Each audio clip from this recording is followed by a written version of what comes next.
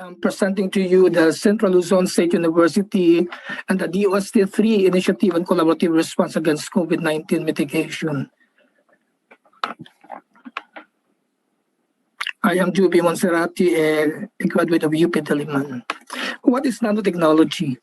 It is an application of scientific knowledge to manipulate and control matter predominantly in the nanoscale to make use of size and structure-dependent properties and phenomena distinct from those associated with individual atoms or molecules or extrapolation from larger size of the same material. Those are the different applications of nanotechnology. At CLSU, we focus more on environment, agriculture, fishery, and a little on biomaterials.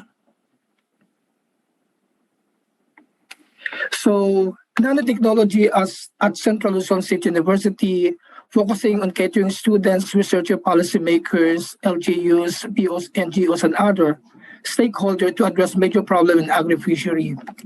The facility with the needed equipment can be an important avenue that will help strengthen our linkages with the instruction, teaching, and extension endeavors of CLSU, benefiting in particular farmers, fisher folks, extension workers, and students, and other stakeholders as well.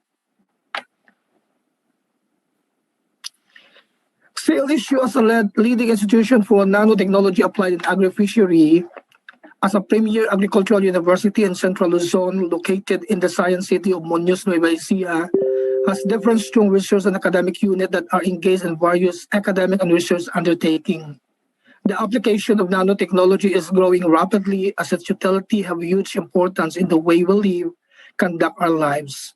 There are numerous gains from using nanotechnology in the field of agriculture, fisheries, food processing, and packaging, where the benefits of nanotechnology should be tapped and where this project is anchored.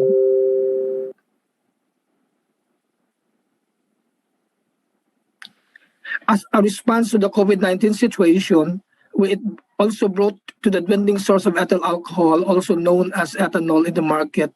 Due to panic buying, the Central Luzon State University researcher produced in limited volume 70% alcohol, hand sanitizer, and face mask using nanotechnology. During this time, the OST found that this is very significant in contributing nanostructured alcohol throughout the effort in nanotechnology. So they provide us a fund to provide to our constituent. These efforts are intended to be service-oriented, which primarily intends to provide the frontliners, doctors, nurses, and other health workers, police and military personnel, and anyone providing service in the ground, such as in the barangays in Central Luzon region, where nanostructured alcohol, nanofiber filler face masks to serve as weapon to fight COVID-19. Objective of the study is to produce nanoproduct in the form of nanostructured alcohol, the nano-enhanced sanitizer, and the nano-filler face mask in an effort to respond to the COVID-19 situation. So capitalize on the CLSU-DOST III collaborative efforts and to mobilize men and women, researchers of the university in the production of nanostructured alcohol, and finally to sustain production of nanostructured alcohol for distribution to frontliner with service orientation with eventually intentions of commercialization. Here are the schematic diagram of the nanostructured alcohol. We have the curcumin, an bioactive component from turmeric. We are organo-modified with aminolauric acid in the form of intercalation process. So the assembly is known as a curcumin aminolauric acid compounds. And then we infuse with nanosilica and zinc oxide. And then our final product is a curcumin aminolauric acid, nanozinc, and silica structured. This is our engineering material used to engineer the existing 70% alcohol. And here are our nanostructured alcohol. The colored yellow is due to the presence of the curcumin from turmeric.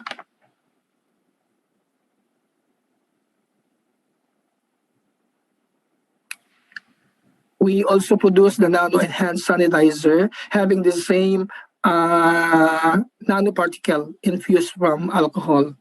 So the nanofiller face masks are fibers with diameter in the nanometer range. The nanofiber can be generated from different polymers and hence have different physical and properties and application potential. At Central Luzon State University, the nanotechnology R&D facility, of which nanofiber are made as filler for face masks, as essential items for the primary protection of respiratory tract. And here are the schematic diagram of our nanofiber filler face mask. So our face mask is washable, and then the nanofiber is reusable for 10 times. We can reuse it by dipping treatment of 70% nanostructured alcohol for 5 to 24 hours, and then air drying. And then, we can also spray it with nanostructured alcohol, and then you reuse it, and you put it at the back of the face mask, which is known as the washable face mask. And that is our nanofiber filler face mask. And here are our contribution initiative to combat COVID-19 crisis. We produce our alcohol and distribute it to different provinces in Region 3. Given in Soviet Rural Health. Here are our nanotechnology R&D products in the nanotechnology R&D facilities. And one of those is our latest contribution to the COVID-19. The curcumin aminoluric acid nanozinc silica zinc oxide composite, the nanofiller face mask, nanostructured alcohol, the nano-enhanced sanitizer. As of July 30, 2020, here are our contribution. Currently, our nanostructured distribution of nanostructured is reaching to 10,000 liters. And then our nano washable face mask around 7,000, and then nanofiber face mask reaching around 700 as of today.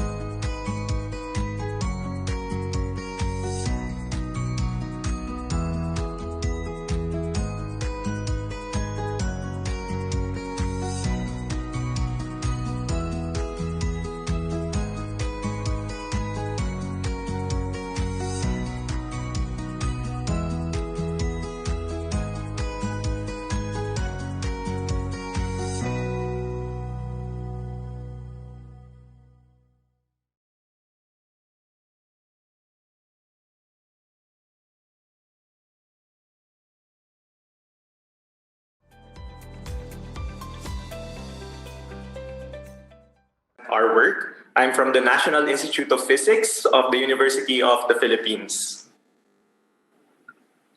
So, we all know that traffic in Metro Manila is hell. researchers and urban planners advocate for public transportation to solve congestion in cities. And I think that we can admit that currently this isn't such an attractive proposition for some or even most of us. In Metro Manila alone, private car use accounts for 67% of all vehicles. Contrast that with around 70% of all commutes that use public transportation. We want to encourage these commuters that use private vehicles to ditch their cars and support public transportation. As the first step, we need to know how the 70% of commuters are currently using the system. To do that, we turn to two sources of data that we can use to analyze our public transportation system. So the first of these two are your origin-destination surveys. These origin-destination surveys measure the demand for transportation between two places. This provides us an idea of where people want or need to go. As an example, we can see from the table that the demand from origin A to destination D can be written as X sub AD equals 10.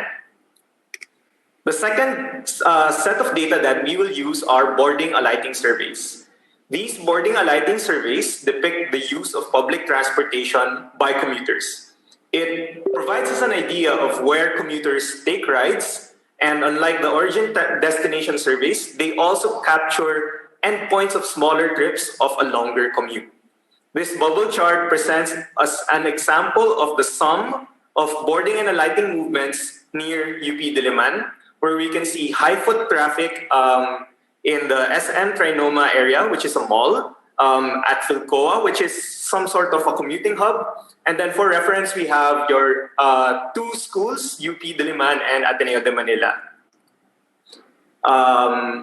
Note that while these data would be typically captured by smart card data, your automated fare collection systems, in an ideal case, this was obtained by a manual survey. So these survey data were sourced from the Road Transit Rationalization Study, or RTRS.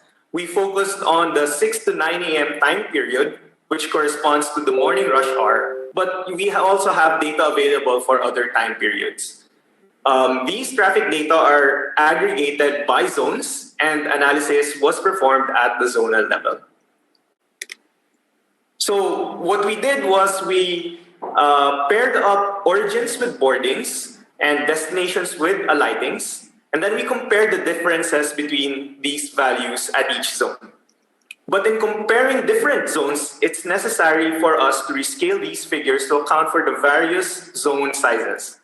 So here on the right, we have a zone with road infrastructure. So we use the existing road infrastructure within the zone as a basis, and then we rescale the differences by the zonal vehicle capacity. The zonal vehicle capacity is simply a measure of the number of vehicles that can fit within a zone's roads. So now that we have that, we can perform this difference for all of the zones in our city, so Metro Manila. And then this scale difference will give us an idea of the kinds of commutes that pass through each zone within the time period. If the scale difference is positive, this implies that there is a lack of utilization of public transportation for residents in these zones. We found that these zones are mostly residential areas. So notable examples would be the Batasan Hills area. You have Ayala Heights, UP Village, which is here, Project 6, New Manila, and then Valle Verde. These residents in these areas would still need to travel, and they would likely use alternative modes such as taxis, ride-hailing apps, and even personal vehicles, all of which would contribute further to traffic. As such, these zones with more positive difference value should be prioritized for new public transportation routes. Increasing the access to public transportation is one of the ways that we will be able to curb the use of private cars. On the other hand, when the difference is negative, boarding and alighting outnumber the travel demand in these zones, which can be attributed to route transfers. We find that some of these zones can have MRT and LRT endpoints, and sometimes they even have passenger terminals. Transit hubs can be associated with congestion and the unloading because the loading and unloading of passengers typically impede traffic flow. This is worsened by the lack of appropriate supporting infrastructure for frequent transfers in some areas. So you would have these buses dropping passengers in the middle of the road, which isn't the scene right now because there isn't much public transportation. These zones are also important to consider in the context of the current health situation. So prior to the quarantine, which greatly reduced the number of available public transportation, these hubs could contribute to the spread of COVID-19. This is worsened by the fact that commuters are crowded, particularly during rush hours in these areas, as they compete amongst each other to catch a ride. So to summarize, we presented a simple method of using origin destination surveys and boarding-alighting surveys to identify zones as transport deficient or transit hubs. For transport deficient zones, we need to increase access to public transportation, which can be done by adding more transportation routes. Transit hubs, on the other hand, are areas that can contribute to crowding and congestion. And these zones can use better transport infrastructure and an overhaul of route design to have more efficient trips and reduce the need for transfers. The most effective way to solve congestion is by reducing the number of vehicles on our roads. And we can only do that if we provide public transportation that encourages all of us, even those with cars, to use it in our daily routines. So we would like to acknowledge the Commission on Higher Education through the Picari Dare project and the Department of Transportation through Mr. Varsolos Unyo for access to the RTRS dataset.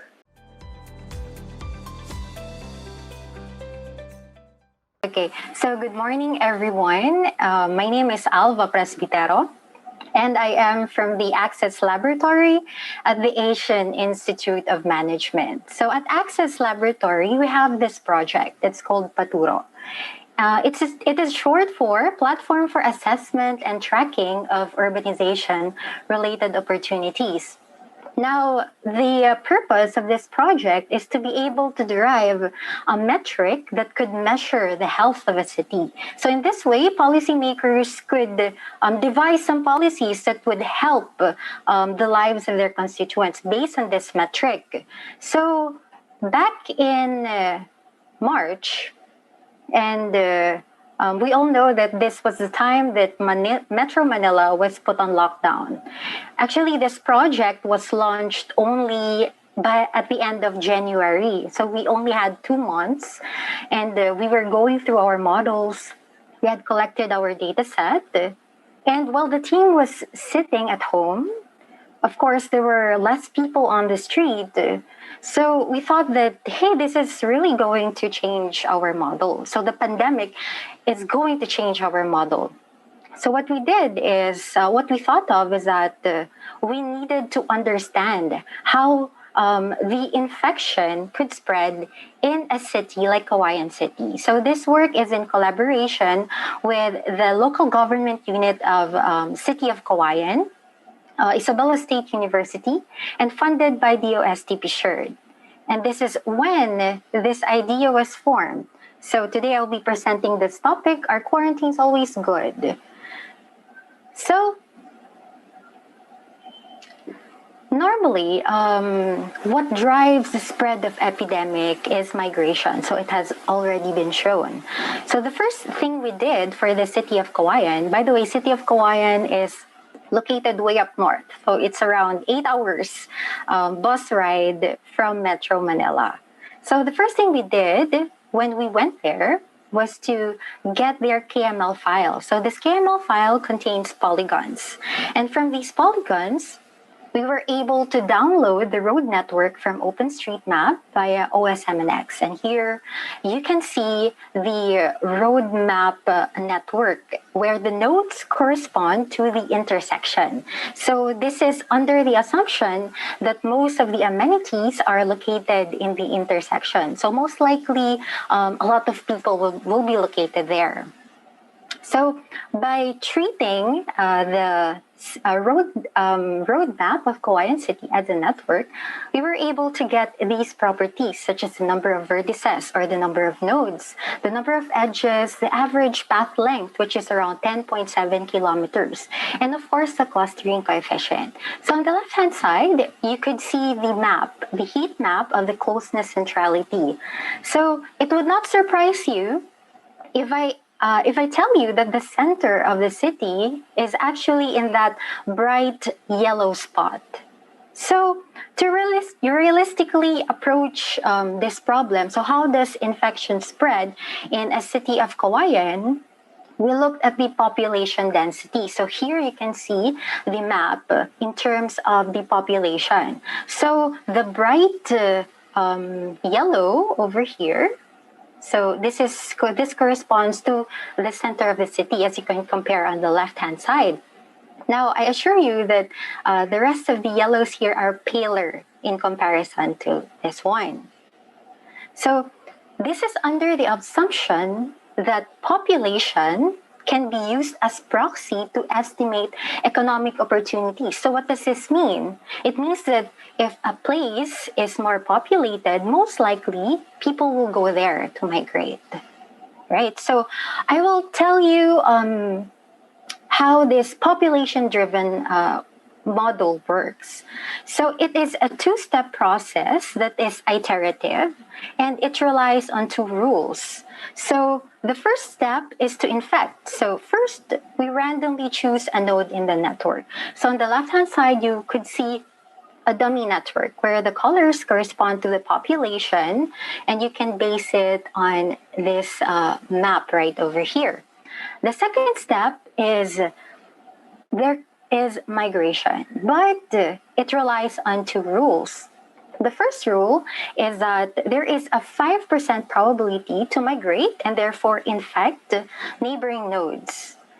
And there is 95% probability to migrate towards locations that have high population. So in this case, most likely it would be the center of Cauayan City. So as I've mentioned, we use population as proxy to estimate the economic opportunities in a city. Now, this is very different from the typical implementation of scale-free, because in this sense, we do not only look at the neighbors, the neighboring nodes. We also look at the nodes based on their population. So we also incorporate the geospatial property. And for the free propagation, this is just when we let the infection spread inside Cauayan City, we have this behavior. So it is not surprising that most of the infection is centered at the center of Cauayan City. So apart from, okay, so the next question is, what about quarantines? So in order to implement quarantines, we first have the infection process, as I've discussed earlier. Now we added another rule, which is of course to quarantine. In order to do this, we randomly choose a node to quarantine, right? So this is just the random implementation of quarantines. There are two rules here. So people cannot migrate towards nor infect quarantine nodes. And the second rule is we can only quarantine, we can also quarantine infected nodes. So actually, we can also introduce some stochasticity here, but that is the part of the future work of our, that is part already of the future work. So let's see how the infection will spread using this random quarantine rule.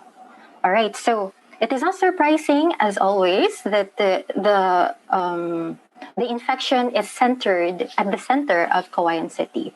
However, through time, through each simulation step, we quarantine each node. No? So later, I will show you the overall dynamics as we compare this free propagation and random quarantine. So the third scheme that we implemented is targeted. No, so for the targeted, the motivation for this is that the details about the infected people are known, as opposed to random quarantine, where you don't know where the infected individuals are. So the tendency is to just randomly or blindly quarantine some nodes. So in this case, there is also the infection state and there is the quarantine state. However, in the quarantine state, it is much targeted. So we have to quarantine the infected nodes. And apart from that, we also quarantine the nodes with higher population. And this is the result of our model. So over time, we could see that the nodes that are quarantined are mostly located in the center. So those are the blue nodes that you could see here. Now, to compare the dynamics among the three schemes, it is not surprising that targeted quarantine was able to mitigate the spread of infection. Now, what is very interesting here is that at some point, implementing random quarantine is actually detrimental. So the reason for this is that for the random quarantine, apart from the usual infection process, so you are also quarantining some nodes on top of it, no? So the tendency is that the migration would occur in other nodes that are not yet quarantined. So in essence, this pushes the propagation of the infection in Cauayan City. So, to end my talk, are quarantines always good? Not necessarily. No? So, if you don't know where the infected individuals are, it is best not to do a blind quarantine. No, what's best would be to target those nodes, those locations. So the future work would be to incorporate amenities such as bus stops, etc., to look at to vary the probabilities. Because in this case, once we choose a node, it is automatically quarantined, it is automatically infected. So we can vary the probabilities. And lastly, we want to incorporate the SEIR model. And this work is in collaboration with the OST, the Isabela State University Cauayan Campus, the local government unit of Cauayan, and of course, Access Laboratory. And I am Alva Presbitero, and this is co-written by Dr. Felix Valenzuela. Thank you.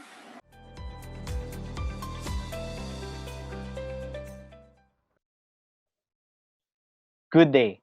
I'm Lubijan M. Rubio from the National Institute of Physics, and on behalf of my co-authors, I will be presenting our work titled Intracity Bus Dynamics using GPS data.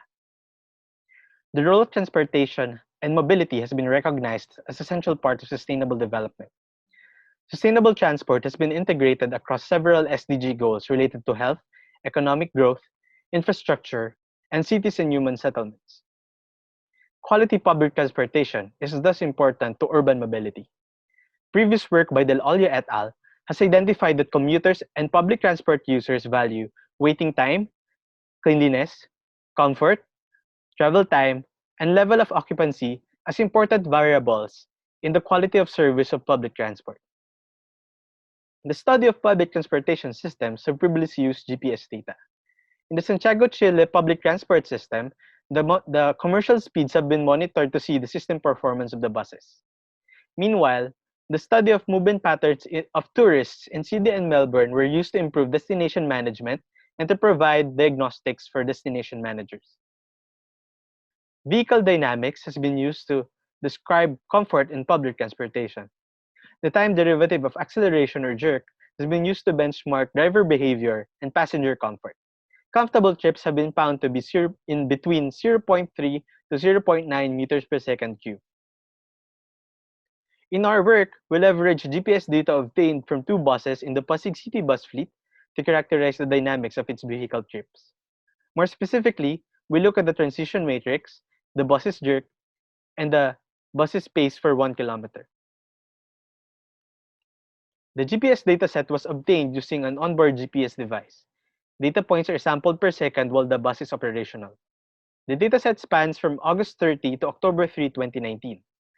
Since the shuttle service only runs during the weekdays, the buses only captured 25 days worth of data.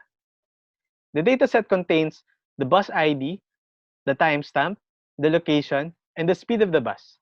In total, there are 553,331 entries with complete information. Shown here is the GPS tracks for September 9, 2019. The colors correspond to the speed of the bus, and we cannot tell where the bus starts and ends because all of the points are just on the map. To see how the speeds vary in time, we sampled the speed data into 5-second windows. A complete window is counted as a speed state. The mean speed value is taken and the speed is rounded off to the nearest integer value. 2 consecutive speed states are counted as a transition. Here's just a breakdown of the speed states and transitions obtained from processing the data, which covers for 97% of all data points. From the transitions, we construct a transition matrix of probabilities of changing from speed I to speed j. This is normalized across the rows. The transitions are also used to see how often the vehicles are accelerating and decelerating on daily and hourly aggregations. From the dataset, we also evaluate the jerk. The jerk here is along the motion of the bus, which is longitudinal.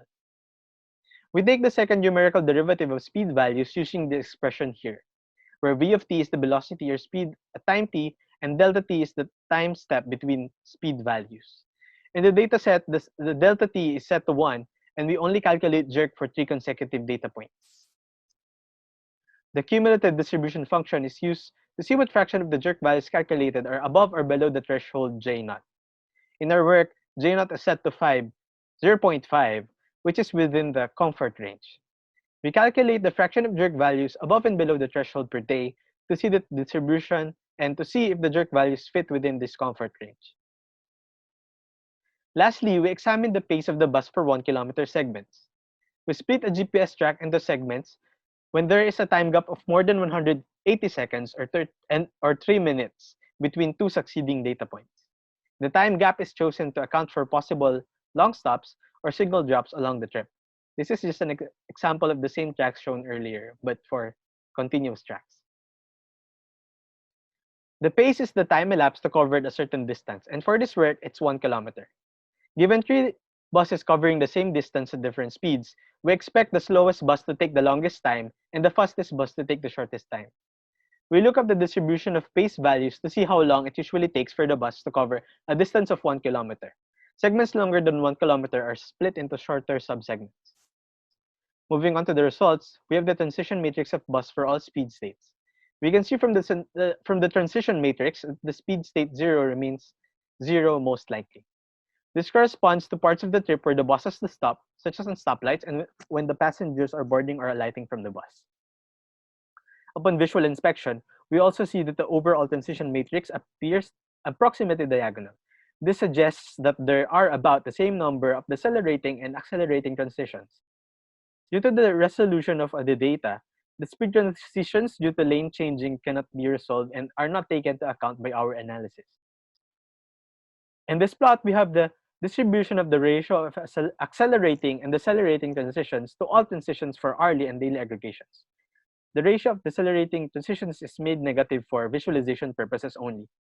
Most ratios fall within 0 to 0.4, and this suggests that most speed transitions are not accelerating, which is also evident in the mostly diagonal speed transition matrix. The distribution of daily aggregations have the same range of values. However, some detail is lost in the distribution due to the points being sparser from aggregation.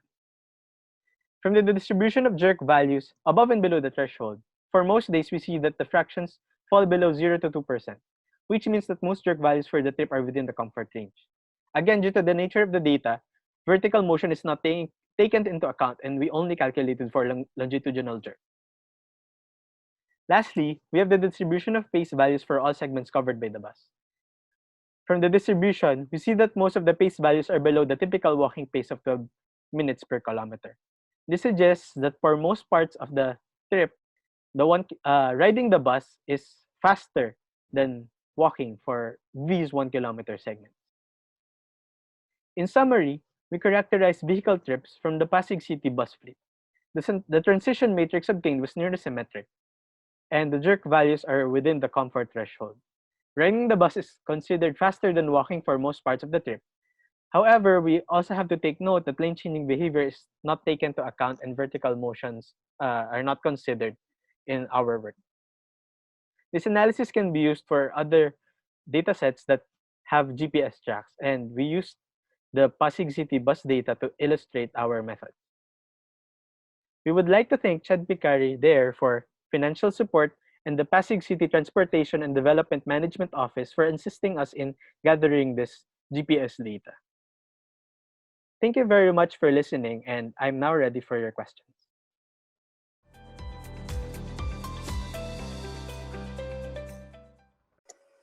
Hello everyone, I am Ivan Fenis from the National Institute of Physics, and I'll be presenting our work entitled Traffic Dynamics of Multiple Paired U-turn Slots. U-turn slots are used to eliminate the need for left turns in intersections or serve as direct paths to transfer to the opposing traffic along long roads. They see wide use on some roads in Metro Manila, such as the Katipunan Avenue. It has multiple U-turn slots, some of which are still operable, while others have been closed off. Traffic conflicts mainly form when cars that want to make a turn come from the outer lanes and must fight their way through non-turning cars in order to reach a U-turn slot. At certain high traffic conditions, U-turn slots may fail to meet the demand, which lead to queuing of cars. We want to know what these conditions are and how traffic will evolve over a long period of time. With multiple U-turn slots, how should turning cars be distributed? Is it better to have fewer or more slots? Those are some of the questions we're trying to find answers on. We start with a simple system where two roads with opposing traffic are joined by two U-turn slots separated by a distance L. Each road has 3 lanes. Cars enter the system from the bottom left and top right. A turning car from the bottom left will follow a path as shown, while one entering from the top right will follow this path. In the process, a turning car will insist on moving towards the innermost lane by the time it reaches a U-turn slot. Non-turning cars, on the other hand, will just enter the system, avoid the innermost lane as much as possible, and just exit on the other end. We simulate the presented scenario using the Nagel-Schreckenberg model, a well-known freeway traffic model that uses cellular automata. The road is constructed as a lattice, and each lattice cell may be occupied by a car or not. A car behaves under the following rules. It will accelerate while it's below maximum velocity. However, it will decelerate to avoid colliding with another car in front of it. A slowdown randomization is introduced to simulate fluctuations in driving behavior, and the car moves according to the final calculated velocity. We modified the Nash model to include U-turn slots and define the paths to be followed by the two car types in our paired U-turn system. We can vary the parameters of the system, such as the inflow rate of cars Fin, the fraction of cars that want to make a turn Pu, and the separation distance L. When there are too many turning cars, the inner lanes of the two opposing roads get filled all the way back to the two entrances and block the U-turn slot exits, preventing subsequent cars to make a turn successfully. The system is essentially in a clogged state. We can take snapshots of the locations of cars along a single lane and stack those snapshots over time to form a spacetime diagram as shown. We can use this to visualize the gradual formation of clogging on each lane. So here, time evolves upwards. We see clogging eventually forming first in the innermost lane. Once it gets filled, it starts to spill on the next lanes. We varied the system parameters and determined when these clog states form, obtaining what we call a clog phase diagram. We generated clog phase diagrams for different separation distances. In each diagram, as we increase the car inflow rate, the system can only support a decreasing fraction of cars that want to make a turn at best. We now look at the regions of what clog states on all the 6 diagrams, the purple ones, and see that if we increase the separation distance between the opposing U-turn slots, there is a slight increase in the covered area, indicating a slight increase in turning capacity. Now that we identified the traffic state of a paired U-turn slot system at different traffic conditions, we can use this as a building block by chaining n copies of it to form a larger system with multiple U-turn slots. From this point onwards, we treat a paired U-turn system as a unit cell. A nice thing we discovered was that traffic state in each unit cell can be independently studied without considering the states in the other cells, making it possible to analyze the n-chain system with an arbitrary number of unit cells, as well as control how turning cars are allotted among the multiple U-turn slots, but with certain conditions. 1. During simulation, each unit cell must have the same assigned car inflow rate so that car outflow in a unit cell is equal to car inflow in the next cell. 2. All turning cars meant to make a turn in a unit cell must be able to make a turn. These two conditions are satisfied only when traffic conditions do not lead to a clog state, which is basically all system parameters within the purple region in the clog phase diagram. We can then proceed with deriving more information in the n-chain system just from the phase diagram of a single unit cell. An example would be calculating the total time delay, which is the extra time a car would spend on the road in contrast to the time it would when traffic is in free flow. It is the accumulated time delay the car would experience as it traverses the unit cells until it makes a turn or leaves the system. Here we have two cases: a road with 4 paired U-turn slots with separation distance of length 100, and a road with only 2 paired U-turn slots but with further separation distance of length 200. We can examine the total time delay of these two roads at different car inflow rates, and for each car inflow rate, we can simulate different situations by varying how turning cars are allotted among the U-turn slots and generate a total time delay distribution as seen in the two graphs on the right. We see that as the car inflow increases, the distribution separates from one cluster into as many as the number of U-turn slots. For example, in the road with 4 U-turn slots, once the car inflow rate reaches 3, the distribution splits into 4. The distribution at total time delay 40 corresponds to situations where most of the turning cars are allotted to the first U-turn slot. The second distribution at 70 corresponds to situations where most turning cars are allotted to the second slot, and since they had to pass through the first unit cell, their total time delays are greater than those that made a turn in the first slot. The same reason can be applied to the remaining two distributions. On the other hand, in the graph with only 2 U-turn slots, reaching a car inflow rate of 3 splits the distribution into 2, albeit with larger spreads. What these two graphs say is that a closer separation distance between U-turn slots is beneficial for cars that turn at earlier slots, but is disadvantageous for those that miss the opportunity to do so and are forced to make a turn late. On the other hand, a further separation distance will always reduce the maximum total time delay experienced by cars that did make a turn late. So as a final thought, when finding the necessary number of U-turn slots given the traffic conditions, first determine the maximum flow a U-turn slot can handle in those conditions without clogging. If it's not enough, then add as much slots as needed until the total U-turn flow demand is met.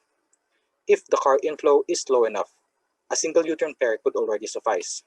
However, at high demands, the turning capacity of U-turn slots can rapidly decrease, but we now know how to compensate it with the number of U-turn slots using the clog phase diagrams.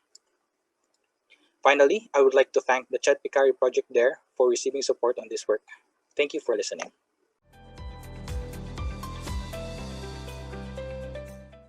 Triplet-based-correlation pattern matching for de novo sequencing of conopeptides.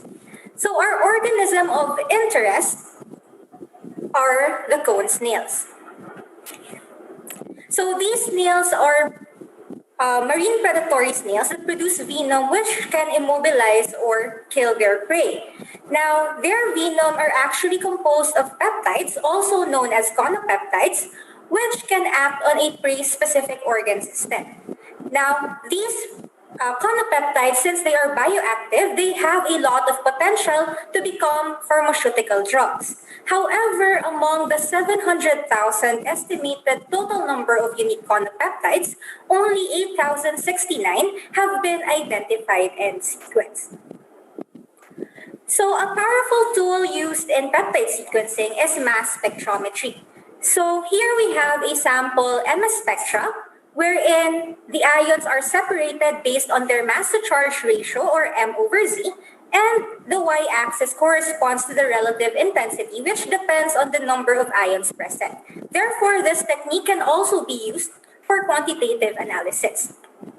Now, we can do further experimentation and take, for example, this particular peak, fragment it, and pass it through a mass analyzer to produce an MS-MS spectra, also known as tandem mass spectra. So we can use this to actually determine the chemical structure for a compound, similar to piecing together a jigsaw puzzle.